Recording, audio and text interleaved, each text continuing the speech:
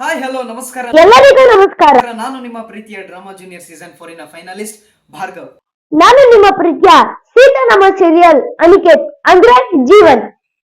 ಇದೇ ಜುಲೈ 12ನೇ ತಾರೀಕು ನಾವು ಡ್ರಾಮಾ ಮತ್ತು ಡ್ಯಾನ್ಸ್ ಕಲಿತಂತಹ ಸಂಸ್ಥೆಯೇ ನವಿಲು ಫಿಲ್ಮಿ ಅಕಾಡೆಮಿ ತನ್ನ 11 ವರ್ಷಗಳನ್ನ ಪೂರೈಸುತ್ತದೆ. ಇದರ ಮಾಲೀಕರಾದ ನಮ್ಮ ಗುರುಗಳು ಸತೀಶ್ ಕೃಷ್ಣ ಶೆಟ್ಟಿ ಸರ್ ಅವರು ಎಷ್ಟೇ ಕಷ್ಟ ಬಂದರೂ 11 ವರ್ಷಗಳಿಂದ ಈ ಡ್ಯಾನ್ಸ್ ಕ್ಲಾಸ್ ಅನ್ನ ನಡ್ಸ್ಕೊಂಡ್ ಬರ್ತಾರೆ.